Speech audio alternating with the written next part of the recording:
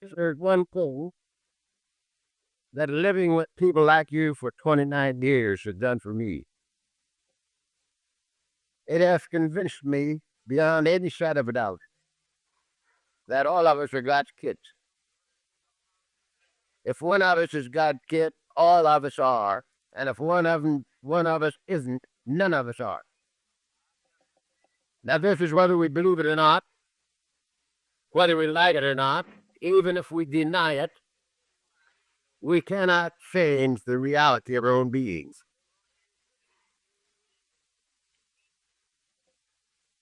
We're God's kids, all of us. And walking alone is not normal, is not natural. Most of us have walked alone for most of our lives. I walked alone for 43 years, wanting so badly to be a part of and always a part from. That is not normal. To be away from the Father's house is not normal. Just as natural as breathing to come home to the living God that made it. That's the normal state. Being away from home is not normal. So our problem is conscious separation, and our answer is conscious unity. Now I'm accused sometimes of being a water walker.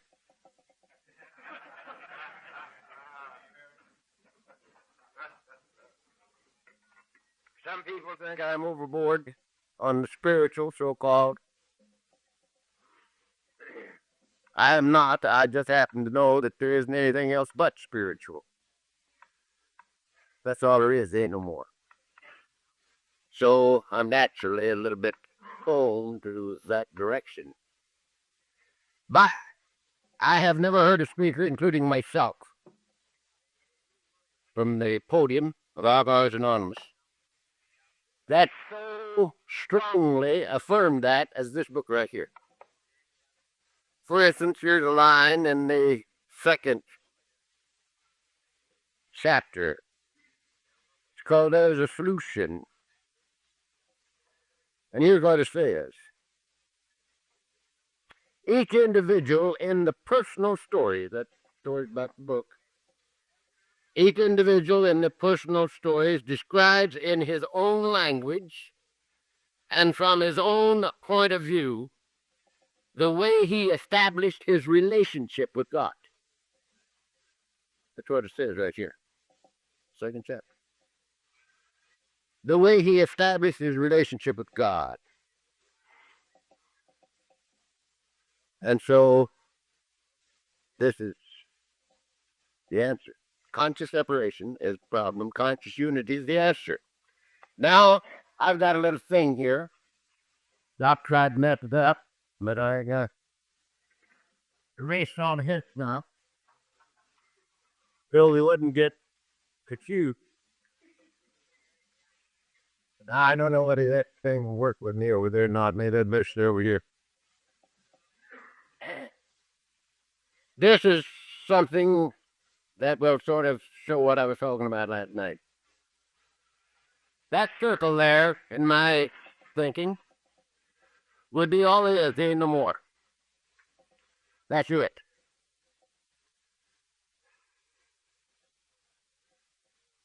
Those two words, life, good, God, insofar as I'm concerned, are synonymous. They all mean the same thing.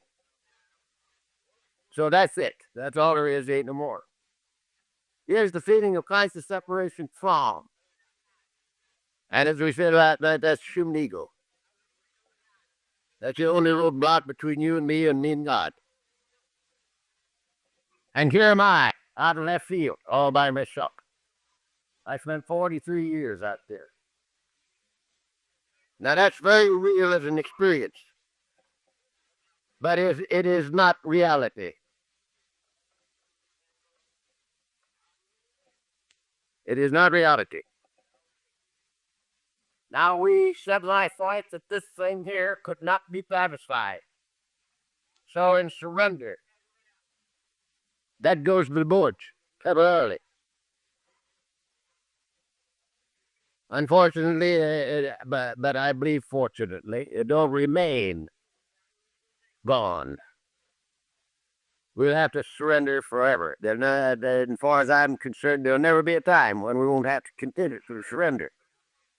But when this was not there, this happened.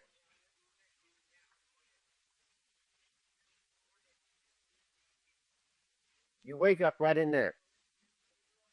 You don't get in there, you wake up in there.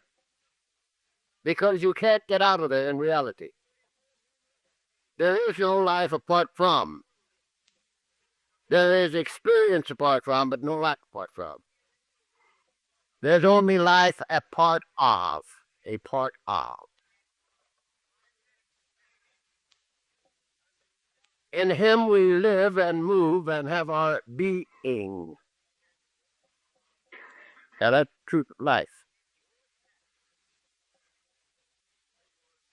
The carpenter said it like this: who by taking thought can add 1 cubit to his stature? Which means, I believe, you can't change the reality of your own being. You can only change your experience in reality. This was very real for 43 years, but it was not reality. And this is what happened to me in bed in January 1946. But I didn't know it. I had to discover it as time went on. Now, the first time I talked with my wife, she knew that something had happened. I didn't know it. She did. Because I called her in and I said, honey, she was divorcing me. I said, it's no longer of any importance to me whether or not I live under this roof. It is of absolutely no importance to me, Doc. I'll never ask a thing of you as long as we live, but one. If I can ever add anything to your life, let me give it to you. And we closed the book, and it's never been reopened. She knew something had happened. I didn't. I called the kids in, and I said, boys, there's no father in the household any longer. You don't need to love me, you don't need to obey me.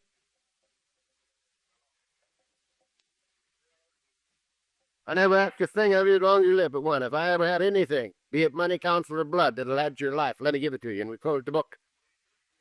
And it's never been reopened. They were too young to know that something had happened. I was at the office before I ever got into an AA meeting because the man had done something very nice for me on the Friday before Christmas, 1945. He called me in and told me, instead of shooting me, he said, you've had a lot of trouble this year. Didn't mention booze.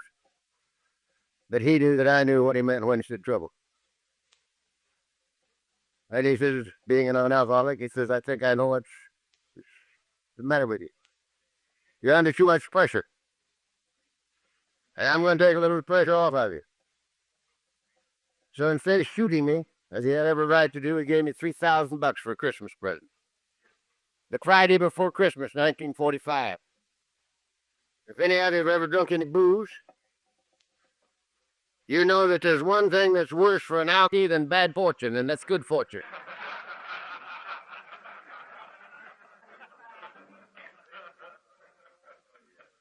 I got drunk on the way home. And I never showed up till last January. And he'd missed me. He said with the house that if I ever step foot in the plant again, he's going to throw me through the window. And the window to which he referred don't open. Played glass affair. Many others see it's empty bill. So, I was down there before I got into the first Alcoholics Anonymous meeting because I didn't know where to find you guys. But I knew where the plant was. And I went down there knowing that I was going to be thrown through the window. But I couldn't help it because he'd paid me for something I didn't do. And he came in and threw me through the window. And I couldn't have defended myself with a sock gun because I was too new. I was not well. I just came off a 4-week blackout.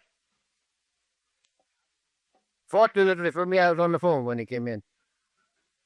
And he had a little time, so he took my extracting boards and stuff out of the way so he'd have a clear shot at the window. As soon as I hung up, the phone was his, and he was a frugal man. He didn't want to shoot it through the window, but he got ready to throw me through. Now the phone started after me. I said, Victor, leave me alone. I don't work for you anymore. I'm down here to clean up this desk. I'm here to do the things you paid me for last year that I didn't do. And as soon as I get even with you, I'll get out of here on my own power, and you'll never owe me a penny as long as you live. But for God's sake, leave me alone. I've got to get even with you. And he stopped in his tracks. And he says, what the hell happened to you, Charlie? And I says, don't know. But he did. And he didn't tell me through the once. So, all of those people, and many of my clients, knew that something had happened to me a long time before I discovered it. I'd be sitting with a man at lunch, talking business with him. Nearly through, right in the middle of the sentence, he'd say, what the hell's happened to you, Charlie? I've known you for 25 years. I don't know you. And I said, don't know. And I didn't. But this is what happened. That thing was gone, and eventually I woke up in here. Now there is no life far from. There's only life far out. So this becomes a whole human race.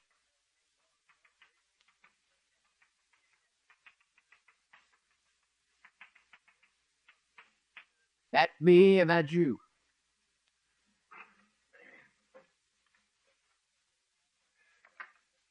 The good book says God is life, and you and I are light. So God is that which I am, and God is that which you are. This is the meaning of the words as we understood him in our book. As we understood him has no reference to understanding the infinite. It has reference only to the necessity of individual experience. My God, your God. The necessity of individual experience. I hunted your God for 30 years before I got here. And I couldn't find him. And I came here not even looking for mine, and we found each other. So we have to find him where he is. And he's right here in me and right there in you. So we have to find our own. Now, although the man that ruined my blackboard here for a little bit raises hell with me for a key. He says, I hate a man that quotes verses. But I said to him, that's because you don't know any verses.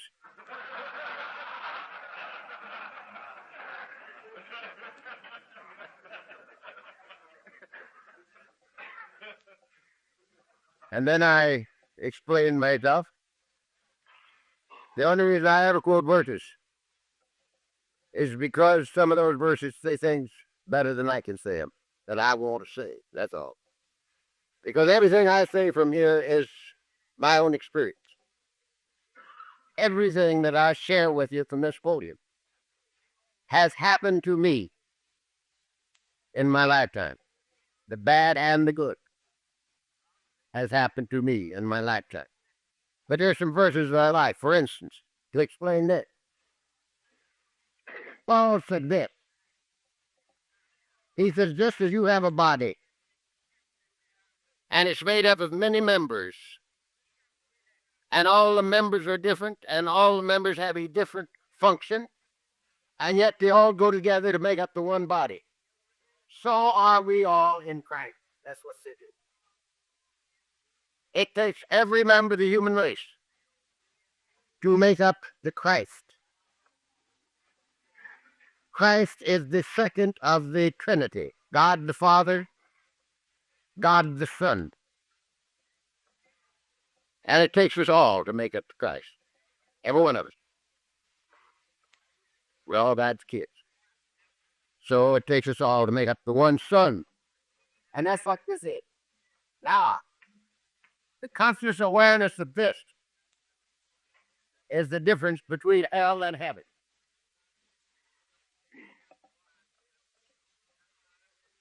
Being born out of conscious separation into conscious unity, I believe to be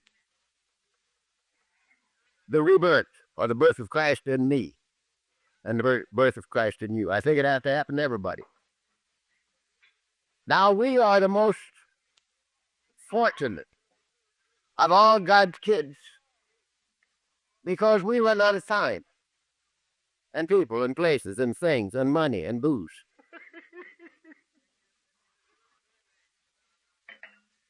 And there's no place else to go. So we come to Alcoholics Anonymous for sobriety. And we do the things that people like you, drunks who are not drunk, tell us that they have done. And they're sober. And they say, if you want what we got, do these things. And we want it. And we do them for sobriety. And a lot of things happen to us. We get sober. But all the related disorders disappear also. I have a fetish on this because we have so many experts now in related disorders, it's a little difficult to get anybody to talk to a drunk.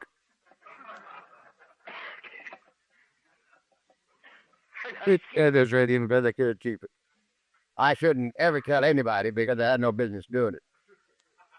I called on a person in the hospital where they have an alcoholic rehabilitation thing or a fixing up deal. And this guy wasn't in that. He's an alky. But he was in there for other physical troubles. And I nursed with him a while and was going out, and I went through the alcoholic deal. And they said, why don't you go and visit the therapy section? We're having a therapeutic deal going on in here. Why don't you go visit it? They knew, they recognized me. And I said, don't care if you do. So they took me in. And here was the therapist, one of us, who was, close the door. Good morning, gentlemen. What is a cup of seats? Here you are.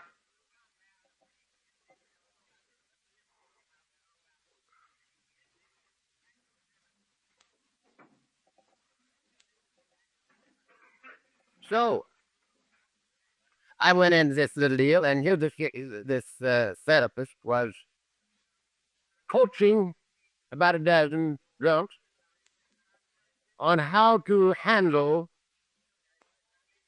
such emotions as jealousy, anger, and resentment. And she was giving them the therapy, how to work on it, how to handle those things.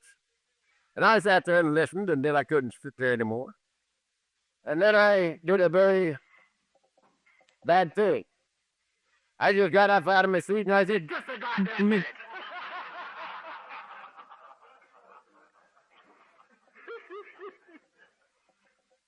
That's the confidential thing that you can handle emotions like jealousy and anger and resentment. Is that if we could handle those things, we'd have handled them 20 years ago. There's no way that you can handle a thing like that. You got to get rid of it. You got to get rid of it. They're children of the ego. They're obsessions of the mind. And the only way to get rid of them is to get rid of the human ego in surrender. And then I remembered that I wasn't supposed to be there. I walked out before I got thrown up. They haven't asked me back yet. So this being born out of conscious separation is a constitution. I believe to be the thing that happens that they told us had to happen to everybody. Says you must be born again. And we're so fortunate because we have to have an answer in order to survive. And it's quite a wonderful thing. Now,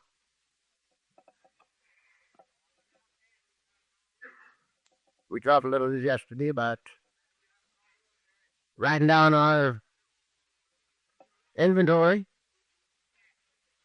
and sharing it and then giving it away. Giving it away.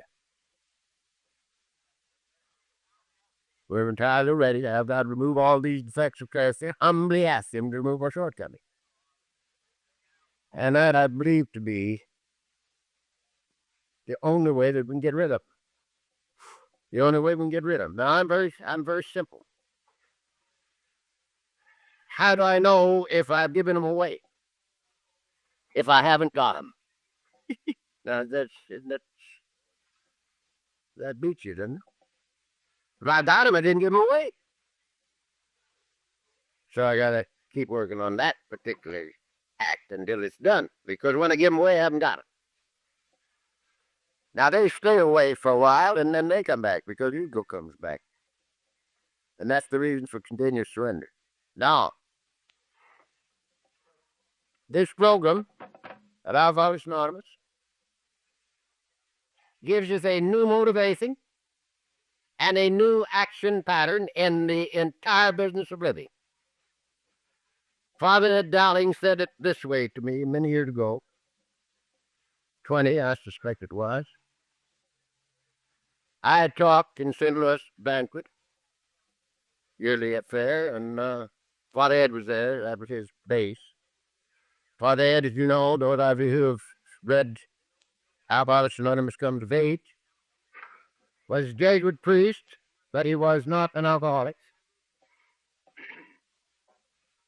He was sort of in our program, or with us, from... I'm a big chipper, son. Keep it still.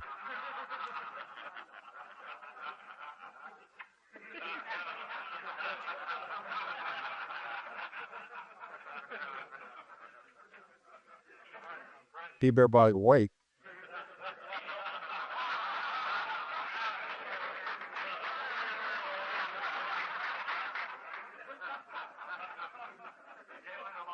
He lived through last night's affair, so he's trying to keep away to death.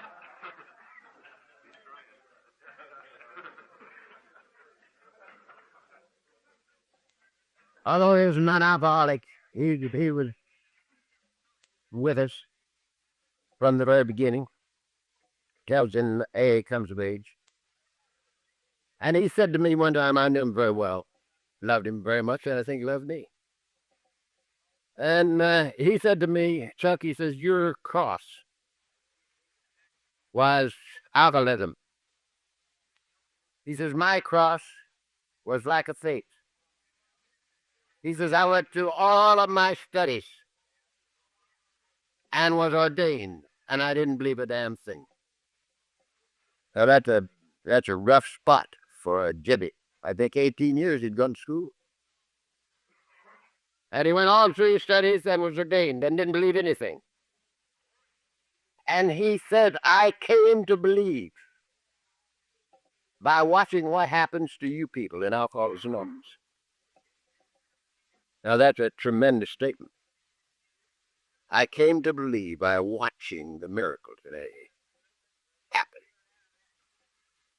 And after this talk in St. Louis, we were going to get some coffee. Mrs. C was with me, and she said, maybe Father Ed would like to go with us for coffee. And I said, maybe he would, honey. I said, you ask him. I didn't want to get turned down. I'm a sensitive alcoholic. So she asked him, and we went. And we sat down in the booth, and he started plying me with questions, and he never quit. And I was sitting there for 15 minutes. Father, you talk. I've been talking all night. You talk. I love to hear you talk. And he'd ask another question. And the last question he asked was, tell me about the family. What's happened in the family? And I said, no, Father. I won't tell you. Miss sees you. Let her tell you. And so she told him what had happened to that family. And he sat there with his little old mouth pursed up, looking out the window for seemingly forever. His great habit is his mouth just looked like a little rosebud, and he'd look off into space. He finally turned to me and he says, you know something, Chuck? And I says, what, Father? He says, sometimes I have to believe that heaven is just a new pair of glasses. I think that's one of the most profound statements I ever heard out of the mouth of anybody. Sometimes I have to believe that heaven is just a new pair of glasses. And that's exactly what this program has been for me. And I said to my wife, honey, where's the difference? This program is a new motivation and a new action pattern. Now, everything that I was taught as a child, in home, in school, and in church, has had to be reversed since I became older. Everything. There isn't anything that they taught me that is left, except the multiplication tables. That's all. Everything else has had to change. We talked yesterday about the feeling that we had to get out there in the salt mine and outthink, outperform, and outmaneuver in order to eke out a miserable living out of an unfriendly universe. We're going to talk about that in business, so we'll skip that for a minute. I was taught, because my family, one side of the family was Methodist Church South, and the other side was Hot Shell Baptist, than which there is nothing whicher.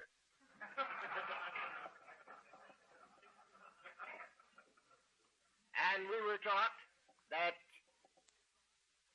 everything that happened to you had to happen between the cradle and the grave. That there's only one thing important in life. Life was not worth very much. This veil of tears, they called it.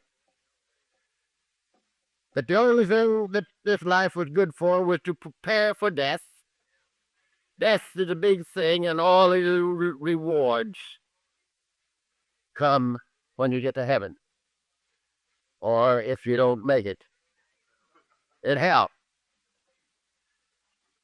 Hell, fire, and brimstone. Now, they taught us that we had to merit, to earn, to be worthy of the grace of God. That had to be reversed. You see, if we had to merit, be worthy of, earn the grace of God, the first alcoholic would not have gotten sober. Bill W. was an agnostic. And when Ebby talked to him, when he got down to the God part, Bill removed his hearing aid and got a little bit more involved in his gin. He was drinking a bit of gin that Ebby had refused, because when Ebby talked with God, Ebby had found sobriety in the Oxford movement, and they also had a God of their own. That's where, as we understood him, came from, out of the Oxford movement, and Jim Burwell. And he went ahead and drank his gin, and first thing you know, he's back in town hospital. And he heard Dr. Silkworth, and he is the only one of that first gang that I never knew, and I'm very, very unhappy about that, because he lived a long time after I got the program.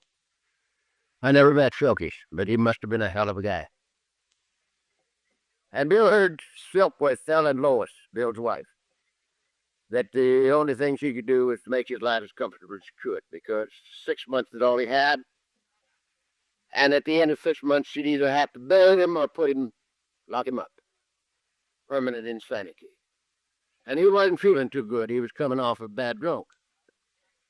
in a withdrawal period, and he heard that pronouncement, and he wasn't prepared for that.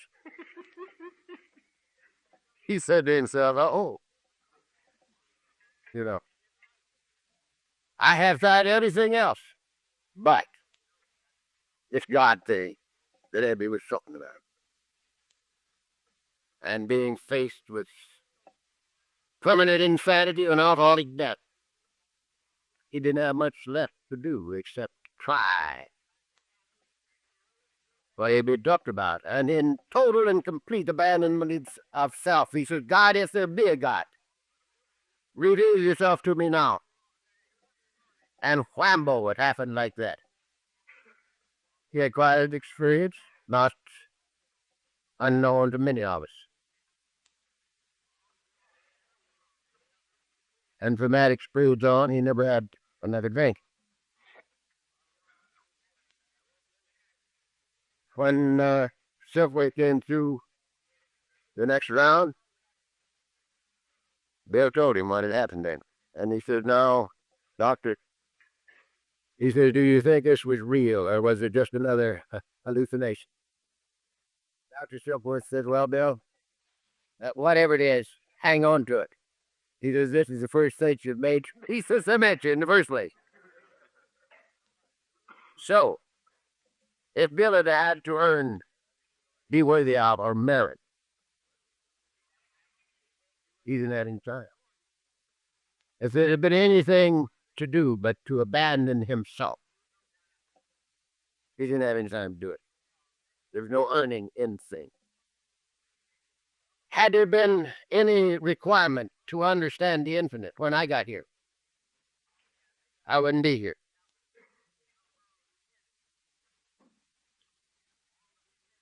I had used every resource I had, and I had lost.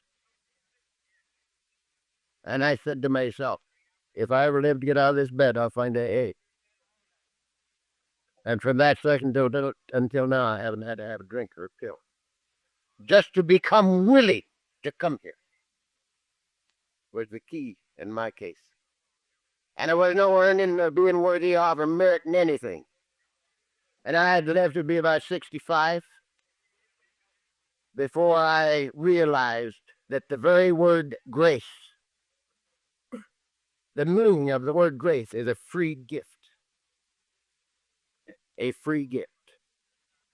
And there's no way that any of us can earn a free gift.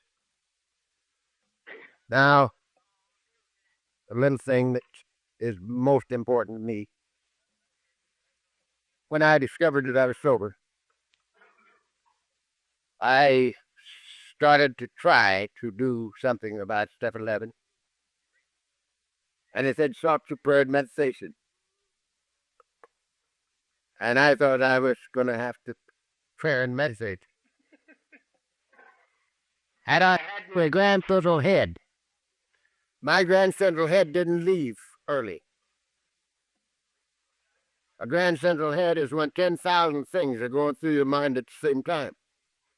And you can't hold a thought for a split second. But I knew I had to pray and meditate because it said here, thought through prayer and meditation. And I'm gritting my teeth, sitting in the same chair sitting in right now. Try and meditate. It was a mess. But 2 verses popped through my head. Pardon me, doctor.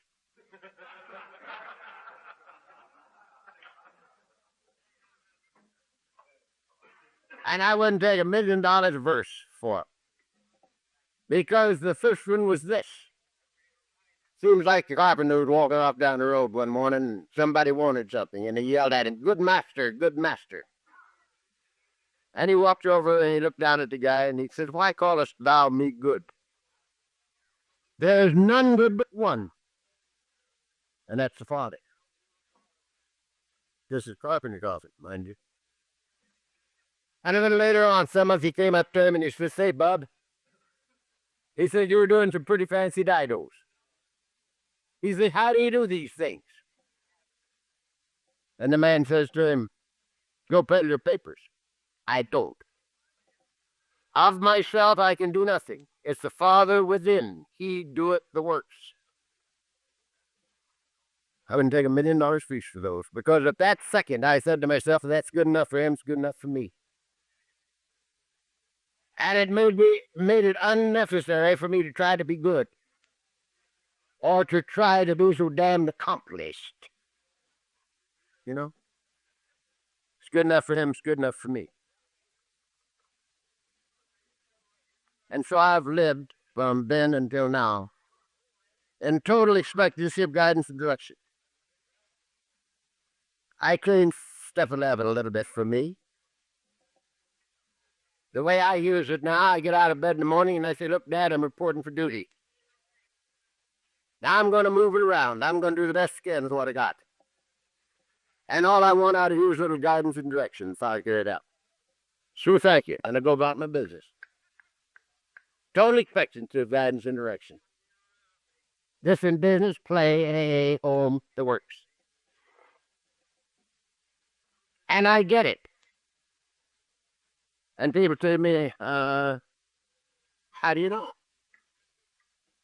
And I've got the simplest yardstick in the world on that, too. I never had it so good. This is the only easy life I've ever known, the only good life that's ever been mine in my entire lifetime. And that's all the yardstick I need. The next thing that they say to me is, I pray for knowledge of His will for me and fire carry it out. I think I get direction, but how do I know whether it's my will or His will? And that's a good question. And I have the simplest answer in the world for that, for me. If it's important to me personally, it's my will. If it's important to me personally, it is an ego satisfaction. If I am praying aright, it is not for something for me. It's that I might be of some value to you.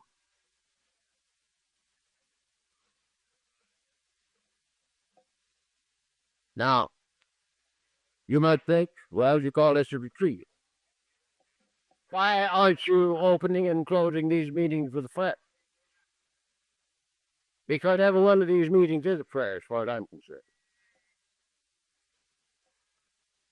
Insofar as I am able to perceive, every serious thought is a prayer. Even worry is a prayer for something you don't want to happen. Anticipatory anxiety tends to create the thing you're afraid of. Actually creates it. Old Job said, lo, that which I feared has come upon me.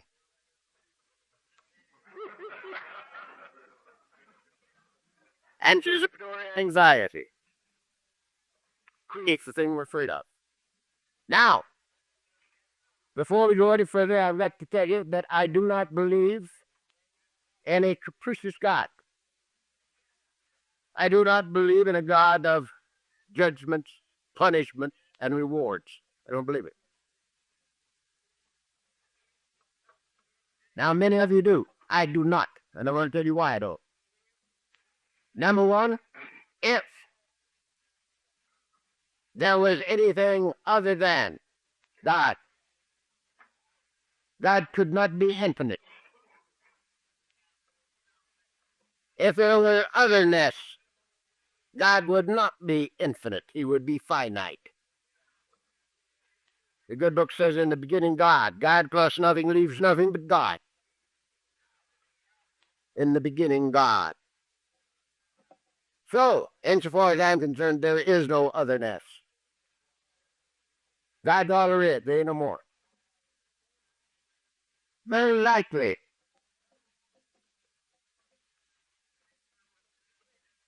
the process of creation is something like this. God thinks and himself becomes the thing he thinks about.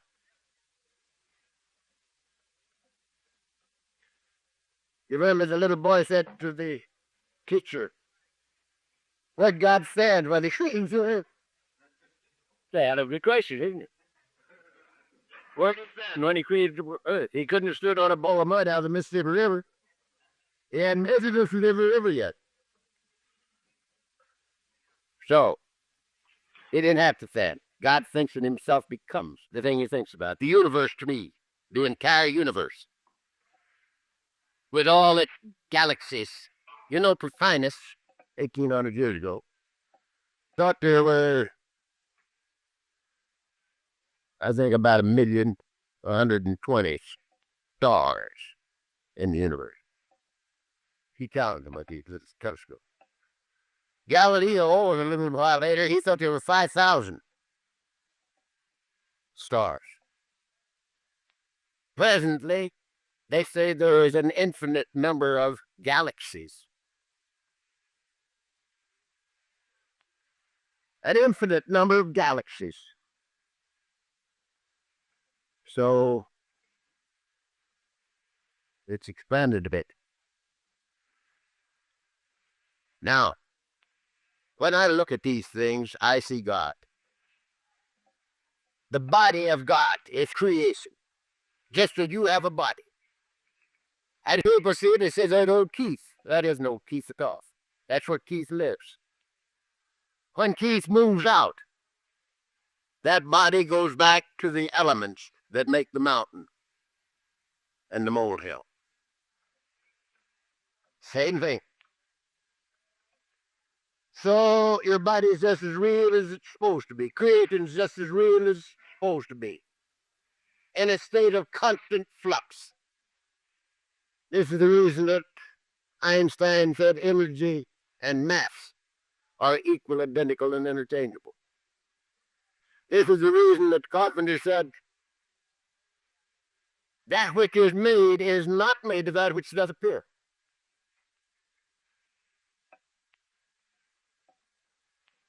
It's the evidence of, or the body of the Creator. And as such, it's the most beautiful thing I ever laid eyes on. We got time to expand on that too. Beautiful thing. Now, you and I duplicate God in our little world. We think and ourselves become the thing we think about. For instance, something you and I know a little bit about is drinking whiskey and muscadoodle and old panther. I broke in on White Lightning. 146 proof. From that up to 169. Real good. You drank it out of a fruit jar. It's nice. You get it. Crease right across your nose.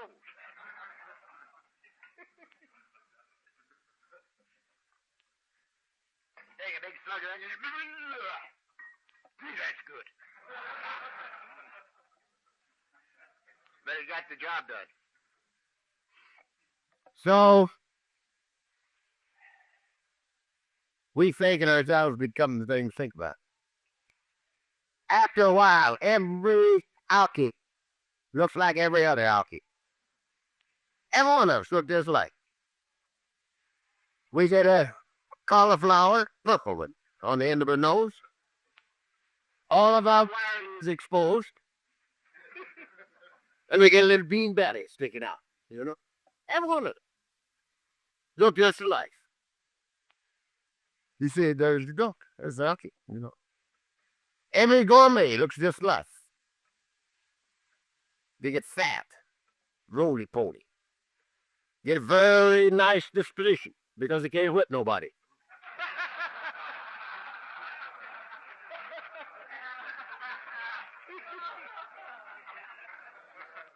They all look just alike. Every wolf looks just like. Look at Bill back there with his bald head. Son of this one up here with his bald head. He's that wolf. Look at him. He walks down the street. Everybody sees him, knows he's a wolf. Hi, Bill. I love you too. So we think and ourselves become the thing we think about. For instance, I got a guy sitting in front of me here that knows a little about the market business. I do the plans for every market that I put in. I do the plans for all of my clients with my own hands. Lay them out. Put the departments where they should be. Allotted the space to them. Put the back rooms where they should be. And allotted the space according to the operation. Whether the man had his own warehouse or twice a week deliveries from someplace else. Put all the plumbing and wiring fixtures, spotted all the plumbing and wiring that's to operate things. Then we gave it to the architect, and they built a building around it. And I built the fixtures that went in it. And the operator put some canned goods and some meat in there, and I had a store. But that store came out of my head before it was ever on paper, you see. We think and ourselves become the thing we think about. That's the way it is with our lives. We duplicate Creator in our little world. And that's the reason that it behooves us to know what this thinking apparatus is. Now, I told you I didn't believe in the God of judgment. Because I don't believe that an infinite can think comparatively. I don't think God knows the difference between a molehill and a mountain in size. Because God is both the molehill and the mountain. You don't have to think comparatively. He's both of them. So you don't have to think comparatively. To compare, there has to be otherness. You hear me? Okay.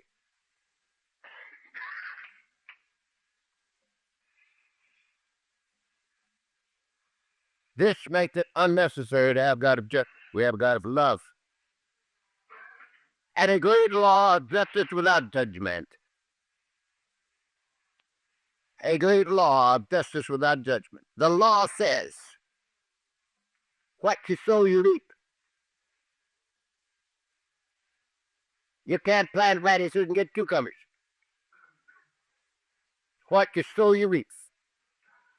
As a man thinketh in his heart, so is he. It's a great law of life. And it's just as cold as any law in the universe. Cold as the law of electricity. That law of electricity, like that light, fry your bacon or fry your fanny. And it's just as comfortable frying your fanny as lighting that light. It's the nature of the law. The nature of the law of life is that if I pour in slop, I get back slop. And it's just as comfortable giving me back slop as did giving me back love. Now, I taught that law 40 years ago. And I thought people could live by it, but you can't. If you're an alky, you can't live by it. You know it.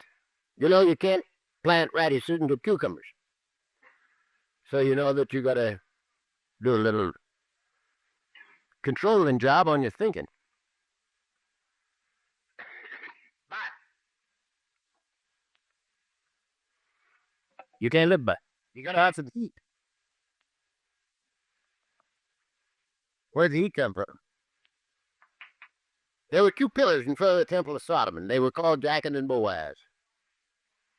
You had to walk between those pillars to get into the temple, the Holy of Holies. Jachin and Boaz. Now that means law and love. Law and love. And the ancients put it like this. On the one hand, all is law.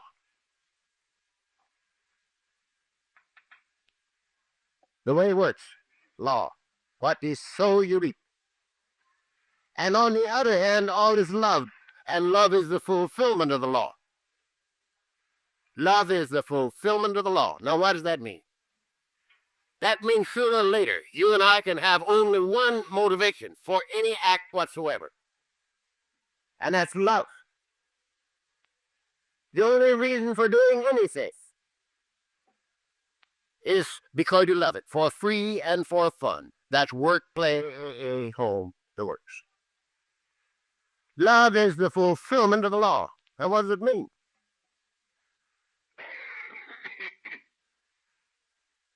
It is axiomatic that if the only thing I pour into life is love, the only thing the law can give me back is love. Love is the fulfillment of the law. I love you. Really. Why? In the beginning, because you were drunks, and because you gave me, you rocked me to sleep, and you gave me the program of Alcoholics Anonymous and helped me do it. So I had to love you. I had to love you. I hated you more than any part of the whole human race. I hated you before I got here. Before the thing happened to me. I thought the entire human race was a cosmic mistake. God's kids were too damn mean and too stupid to merit my pension. I was in God. I learned a lot about him, and the more I learned, the drunker I got. Now, that wasn't because I knew more, but because I didn't do anything. I knew so much I didn't have to do.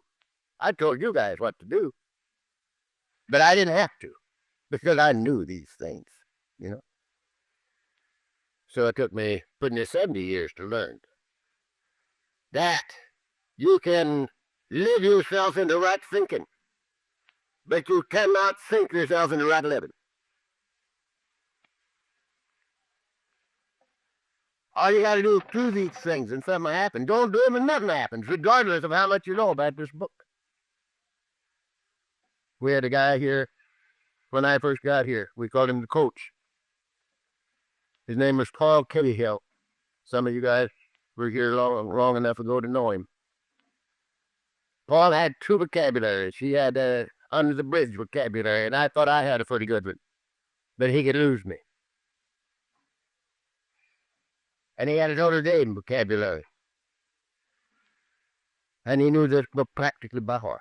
He could stand up here almost quote chapter 3 in its entirety and chapter 5 in its entirety without cracking a book. And we had to watch Paul die. We had to watch him die.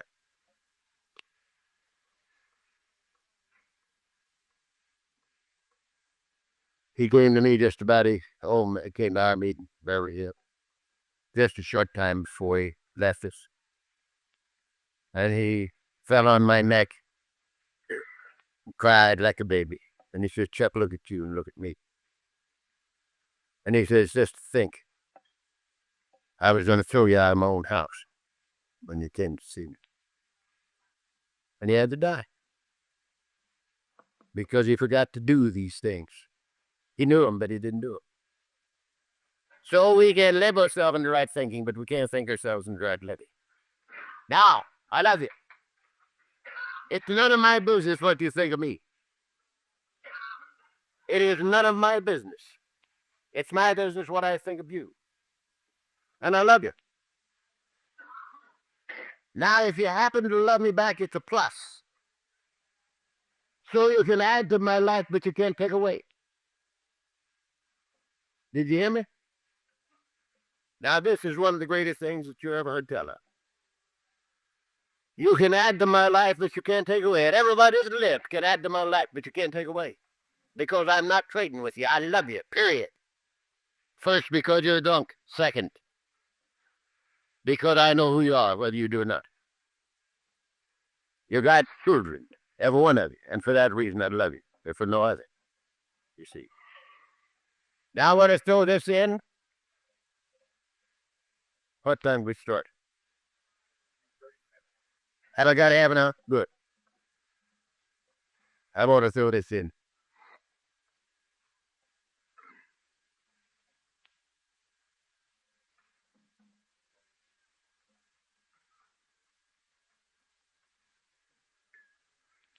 As many of you know, I do a few things in Alcoholics Anonymous. And I have been doing them for 29 years. Like maybe having 8 talks in a row. And I don't do it because I want to hear my voice. I've heard me before. And I don't do it because I want your applause, because I've had that. The only reason I'm here is to share me with anybody who wants me to love. That's the only reason I'm here.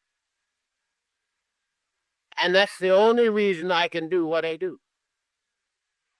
If I were concerned about saving your souls, I wouldn't be here. Because if any of you had a lost soul, I wouldn't have the slightest idea where to look for it. Not the slightest. And I'm most certainly not here to make Christians out of you. Because, as I understand or misunderstand Christianity, I just might not be a Christian. You priests take note.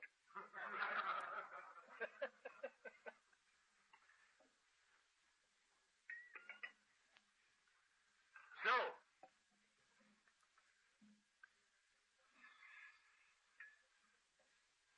I've never had a sponsor in this program. Never. When I got here, I didn't know anything about a sponsor. And when I learned about a sponsor, I didn't figure that I was entitled to that much consideration from anybody. I never even asked many questions for a long time. I became an eavesdropper. When I got well enough to hold a cup of coffee, I'd get me a cup of coffee, pick out somebody that seemed to be talking pretty good AA, and back up to them, and stick me into the conversation. Give me a hell of an eavesdropper. And if they caught me, I'd take off. Back up to somebody else. And if they caught me and included me in, I couldn't take it. I couldn't believe it. I'd go out under the pepper trees and cry like a damn baby. And a little later on, when I might have been able to accept a sponsor, I had a few hundred of them. Everybody that I see, and now if I was anonymous, my sponsor. Those who are in the program and those who are not in it. Every one of them is my sponsor. I feel that every man is my teacher, some teaching me what to do and some teaching me what not to do. And I think the one that teaches me what not to do might be just as important as the one that teaches me what to do. As I have told me, I went through 2 deaths last year with people that I'd known, one of them 28 years and one of them 25. And they both left by their own hand. One of them was only 45 years old and had been sober 25 years. And I'd been instrumental in getting him in here. His image got between him and his program, and he's got. And he had to die. And the other one let something get too important to her. And she had to die. That's 28 years. So, those that teach us what not to do are just about as important as teachers as those that teach us what to do. Now,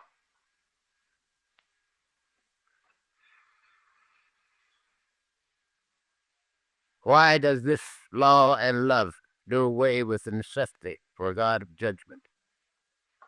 It's quite possible, gentlemen, that the only bondage there is in this life is absolute freedom under law.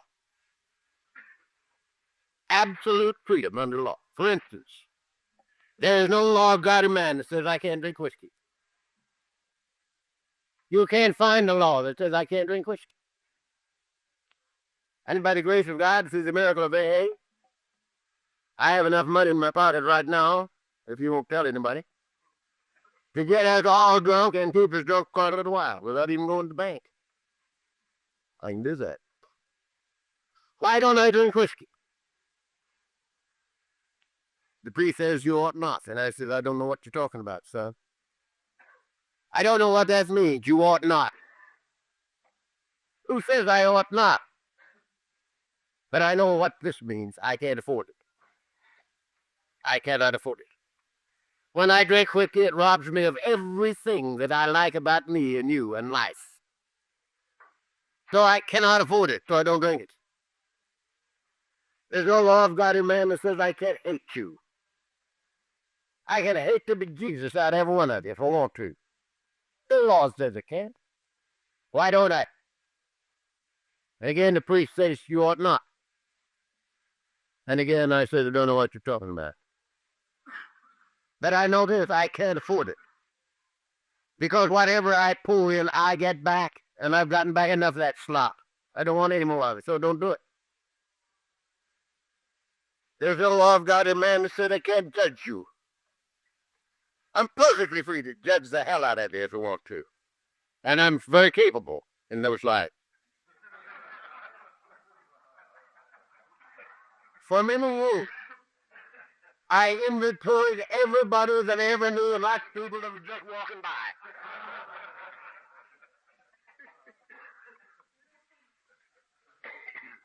Why don't I judge you? I can't afford it. Now the coffee told me what happened to me if I did. But he did not tell me I couldn't.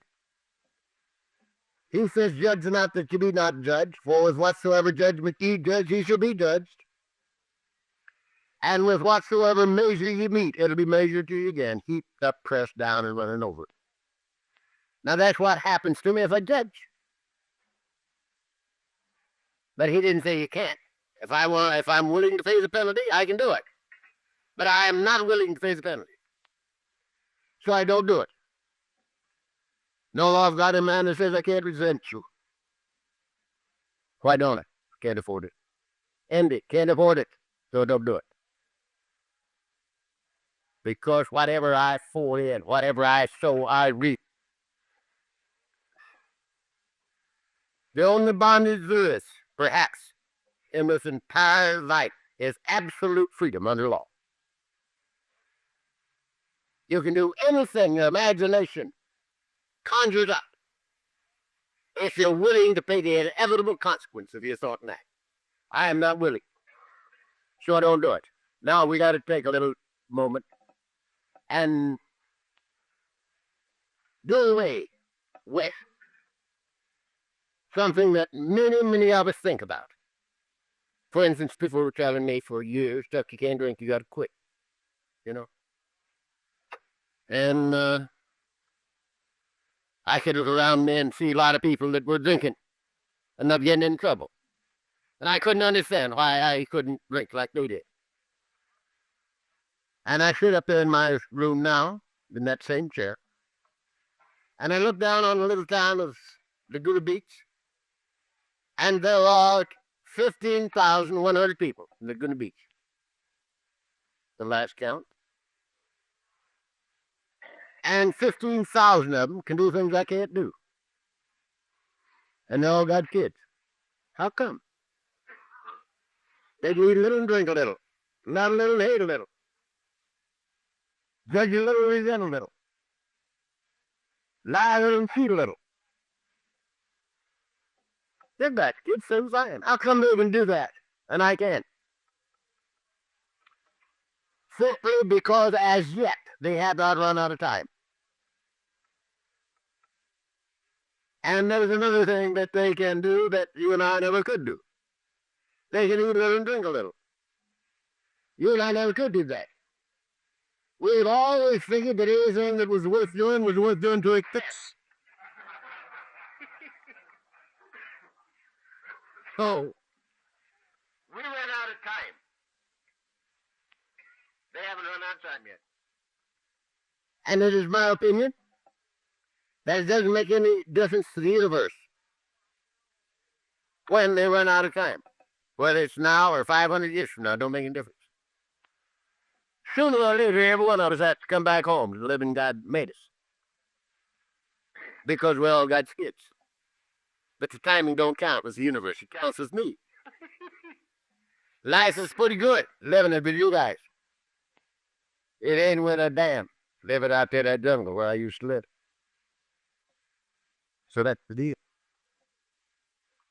So our motivation is to add to go about our Father's business, doing things for His kids that they need to have done because we want to. And that's what our 12 step tells us to do. Having had a spiritual awakening as the result of these steps, we tried to carry this message to alcoholics, to God's kids, and to practice these principles in all of our affairs with God's kids in every department of our lives, at home, in business, in play, in AA. And so, if our motivation is love, and we do these things for free and for fun, the only thing that the law can give us back is love. This is the motivation, this is the way it works. And it totally does away with the necessity of a God of judgment. It's built in. It's built in. Right there it is. What you sow, you reap.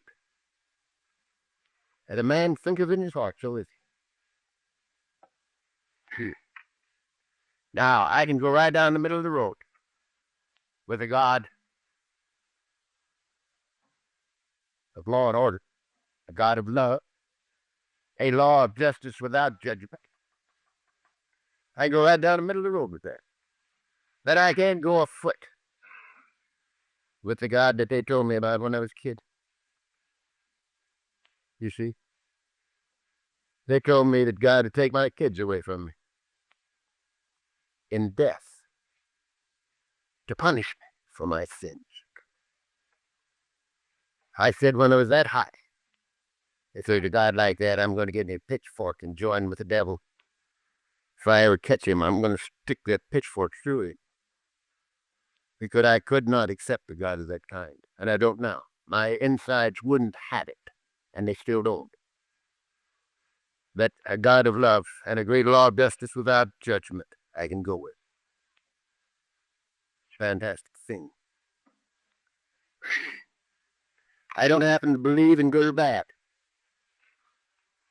I don't happen to believe in right or wrong. I don't happen to believe in two worlds. I believe in one world. I believe in that. This is an experience. That it's not reality. The Bible says, judge not according to appearances, but judge righteous judgment. That means that pretty soon we see ourselves in all men and all men in ourselves. And we look through the conditions of the thing behind it. I haven't seen a drunk now for 20 years.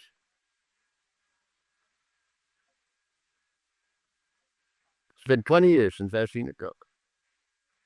And when I was in business, my client was at 40th and Alameda. And every time I went downtown, if time permitted, I went to the head of 5th Street and drove west. It drew me like a magnet.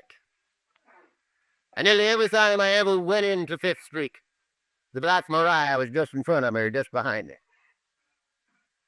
And I knew that Black Mariah inside and out. I've ridden in her in chains. And all the boys on the street knew her, too.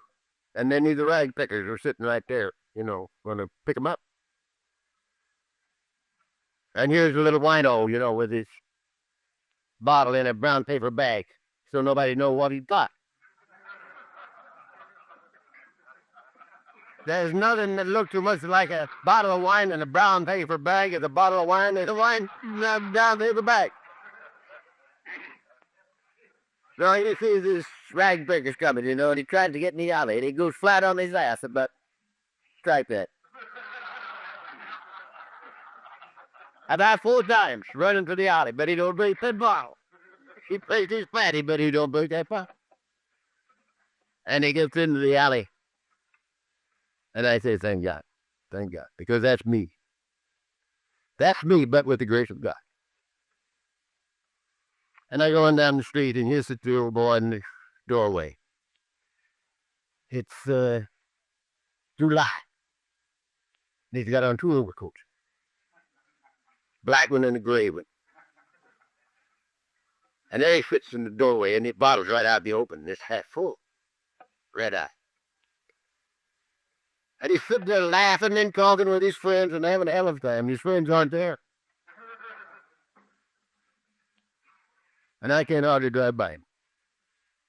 I want to leave that car of mine right in the middle of Fifth Street and go over and pick him up and set him on my lap.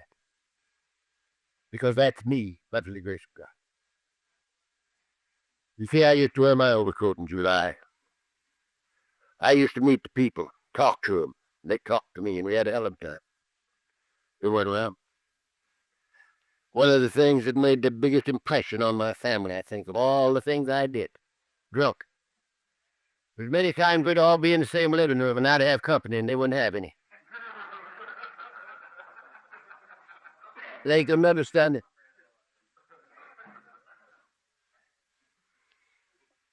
So we don't judge according to appearances. We look through the appearance and see God's kid right under that crud. And we share with them. We share our experience, strength, and hope, one with another in love. And that's the reason our program works and nothing else does. Without the sharing, without the caring, there would be no recovery from Alcoholics Anonymous. Now, I told you a little bit ago, it's my business what I think of you, and it's your business what you think of me. That is not my business unless you want to make it some of my business. It never concerns me. I never wonder, even. I don't have to because I love you. And love is a complete thing within itself. It's like virtue. When virtue recognizes itself as virtue, it immediately becomes vice. Virtue is its own reward. Love is its own reward. The fulfillment of the law. So I don't have to wonder about it. Now, in personal relations, this has the greatest meaning on the face of the earth. Because, you see, all of us are God's kids. And all of us do what we have to do. Because all of us have obsessions of the mind.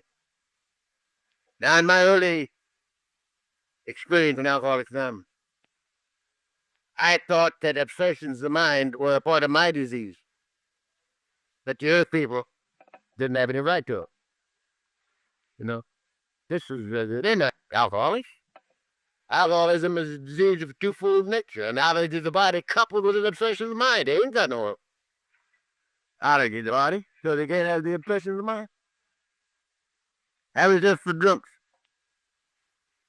But in living a while, I had to come to see that we're all God's kids. And every one of us are doing the best we can according to our light. That is, according to our understanding. People don't do what they do because they want to, but because they have to. Just as I drank and you drank against my own will. We have to come to see that obsessions of the mind, whoever has them, are greater than the willpower. When the will and the imagination and or the emotions are in conflict, the emotions and the imagination always win. We drag against their will. And so, people don't do what to do because they want to, but because they have to. The man never lived that disliked me enough to have to tear me down. The only reason that anybody tries to tear me down is to build himself up. And when we come to see this, people can't hurt us. There's no way that they can hurt us. When we know better, we do better. Now, this fools a lot of people. Because they think, because they know these things intellectually. They know them. They don't. I knew everything I know now that is of consequence in my life 40 years ago. Except one thing. the disease of alcoholism. I didn't know anything about that. I believed everything I believe now that is consequential to my way of life 40 years ago. I was born believing in God. I never got drunk enough not to believe in God. A belief in God's good, but it's not good enough. If you are drunk, living in God is the only answer there is. The conscious awareness of the living presence of the Almighty. The only answer there is. In Him I live and move and have my being. So, when we know better, we do better. Now, I knew it from here up 40 years ago. I knew it from here up and down now. And I don't sow what I am unwilling to reap. Too often. I do it. I do it. Many people think that I don't make any mistakes.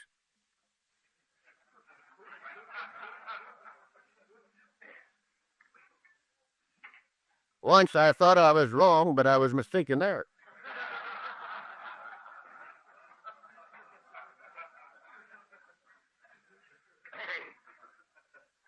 But I have a little trick that I wouldn't trade again for $1,000,000. I share everything in life with my God. Everything, the good, the bad, and the indifferent. I share it and dump it. For instance, when I do a lousy stunt, which I do once in a while, too often, I take it into my closet with me and I say, look, Dad, look what I did yesterday. Is this a lousy thing for a guy like me to do? I knew better when I did it. But I had to make an impression. She was awful pretty.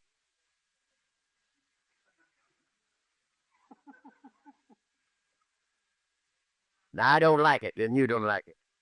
And I'm going to do better. And with your help, I'll do a lot better, sure think. And I dump it and never pick it up again. And when the good thing happens, I do the same thing with it. I say, look, Father, isn't this beautiful? It couldn't happen to a bum like me, but it did. And I know where it came from. Sure, thank you. And I dump that. I think it's just as tough on us to try to carry the so-called good as the so-called bad. We don't need either one of them because this life should be spontaneous. We don't need any impediments. Get rid of the whole business and start each day anew. With no yesterdays and no tomorrow. Spontaneous life.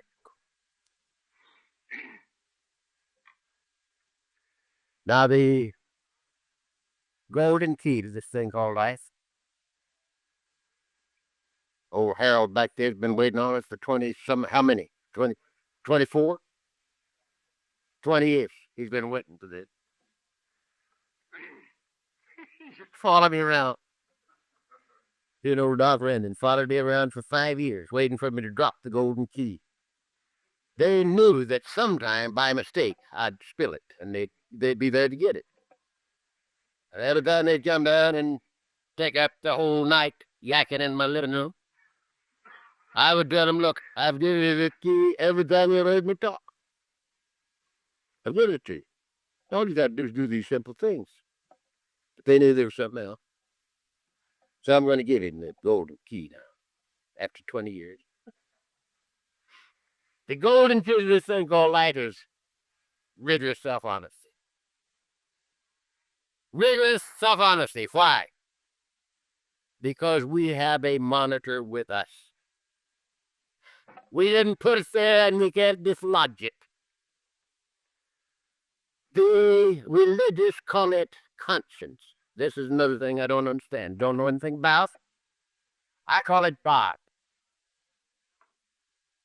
God in me, as me, is me. I'm not God, but God is me. Infinitely greater than I because He's all use, as well as me. But not different from, other than, or apart from, but a part of. because now I am consciously aware of the living presence of the Almighty. So, the golden key to this thing called light is wisdom.